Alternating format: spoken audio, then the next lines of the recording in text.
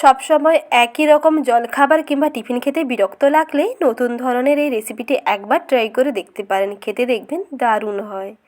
বাড়িতে আলু থাকলেই চটজলদি বানিয়ে ফেলুন। বানানোও যেমন সহজ, খেতেও তেমন দারুণ। টিফিনে একবার বানিয়ে দেখুন, বারবার খেতে চাইবেন। চপ, সিঙ্গাড়া, কচুরির স্বাদকে হার মানাবে আজকের নতুন ধরনের টিফিন। আজই ট্রাই করে ফেলুন।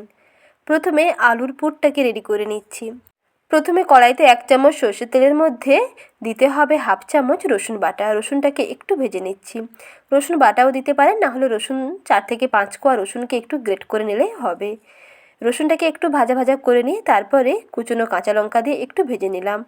তারপরে দিচ্ছি পেঁয়াজ কুচি। পেঁয়াজ কুচি, কাঁচা লঙ্কা, রসুন একসঙ্গে কিছুটা সময় মিডিয়াম টু লো আঁচে ভেজে নিয়ে তারপরে এর মধ্যে দিয়ে দিচ্ছি 2টো মিডিয়াম সাইজের সেদ্ধ করে নেওয়া আলু। একটা গ্রেটার দিয়ে গ্রেট করে নিয়েছিলাম, সেই আলুর পেস্ট এখানে দিয়ে দিচ্ছি। কিছুক্ষণ পর্যন্ত রান্না করে নেব, তবে তার আগে স্বাদ মতো লবণ, হলুদ গুঁড়ো এবং লঙ্কার গুঁড়োগুলো একসঙ্গে দিয়ে দিচ্ছি। এই রকম আলুর পুর বানিয়ে নিয়ে আপনি যে কোনো ধরনের রেসিপি বানান কিংবা আলুর চপ বানিয়ে দেখুন, খেতে দেখবেন দারুণ লাগবে। আলুর চপ বাড়িতে খেতে চাইলে এইভাবে আলুর পুরটাকে রেডি করে ফেলুন।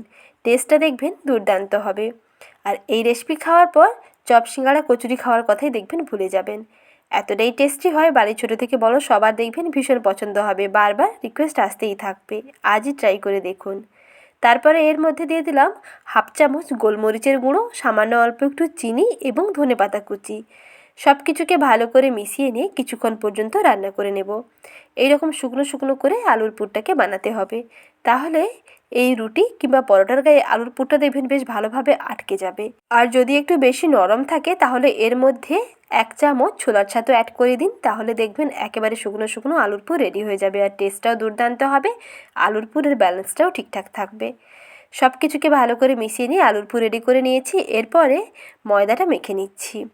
তার জন্য প্রথমে একটা মিক্সিং বোলে 1 কাপ নিলাম ময়দা। মেজারিং কাপের 1 কাপ ময়দার মধ্যে 4 চামচের মাপ করে 1/4 ভাগ নিলাম লবণ আর 1 টেবিল চামচ নিলাম সাদা তেল।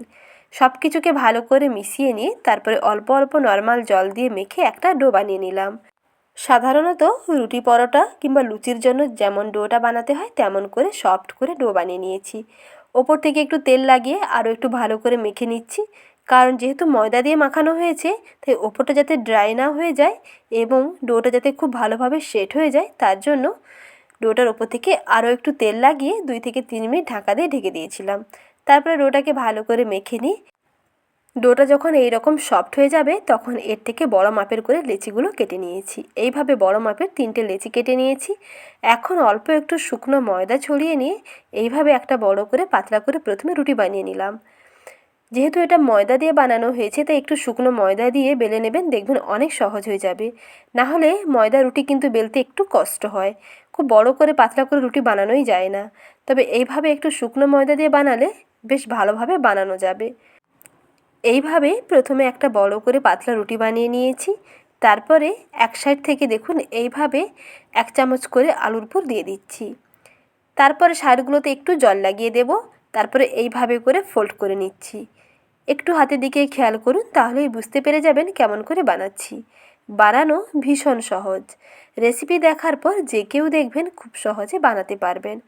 আর এই জল লাগিয়ে দেওয়ার কারণে এটা কিন্তু আর খুলে যাবে না, এর মুখগুলো একটুও খুলবে না, তার জন্য অবশ্যই জল লাগিয়ে দেবেন।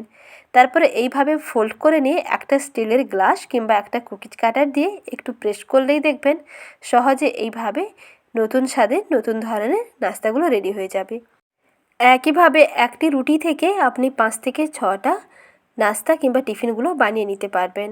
এক সাইড থেকে এইভাবে আলুর পুরটা দেবেন, তারপর সাইডগুলোতে হালকা করে একটু জল লাগিয়ে দিয়ে এইভাবে একটু সাইডগুলোকে প্রেস করুন। মাঝখানে আলুটাকে কিন্তু প্রেস করার দরকার নেই, শুধু সাইডগুলোকে, এই এজেসগুলোকে একটু হাত দিয়ে প্রেস করলেই সহজে জোড়া লেগে যাবে।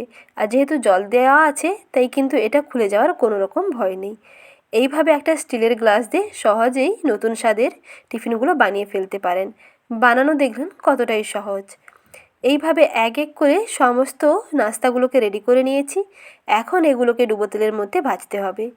আর গ্যাসের ফ্লেমটাকে একেবারে মিডিয়াম টু লোতে রেখে তেলটাকে মোটামুটি প্রথমে একটু গরম করতে হবে।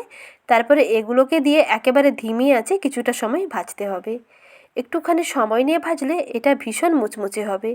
আর যদি হাই হিটে ভেজে নেওয়া হয় তাহলে কিন্তু একেবারে লুচির মতন ফুলকো ফুলকো হয়ে যাবে, পরে কিন্তু আর বেশি মুচমুচে বা ক্রিস্পি থাকবে না। তাই ভাজার উপরে নির্ভর করবে আপনার এটা মুচমুচে হবে কি না নরম হয়ে যাবে। যদি একেবারে মিডিয়াম টু লো আঁচে সময় নিয়ে ভাজেন তাহলে দেখবেন ভাজার পরেও অনেকক্ষণ পর্যন্ত এটা বেশ ক্রিস্পি থাকবে আর অনেক খাস্তা মুচমুচে হবে। আর যদি হাই হিটে ভাজেন তাহলে কিন্তু সঙ্গে সঙ্গে ফুলকো হয়ে যাবে এবং কালার চেঞ্জ হয়ে যাবে, বেশিক্ষণ মুচমুচে থাকবে না। তাই লো টু মিডিয়াম আঁচে সময় নিয়ে ভাজবেন। কিছুক্ষণ ভেজে নেওয়ার পরে কালারটা বেশ সুন্দর চেঞ্জ হয়ে গেছে। এখন এগুলোকে তেল থেকে তুলে নিয়ে একটা প্লেটে সার্ভ করে নিয়েছি। অল্প একটু টমেটো কেচাপের সঙ্গে খেয়ে দেখুন, খেতে দেখবেন দারুণ লাগবে। সিঙ্গাড়া কচুরির স্বাদকে হার মানাবে নতুন স্বাদের এই টিফিন। আজই ট্রাই করে দেখুন, আর ভালো লেগে থাকলে লাইক, শেয়ার এবং সাবস্ক্রাইব করুন। ভালো থাকবেন, সুস্থ থাকবেন। রেসিপি দেখার জন্য ধন্যবাদ।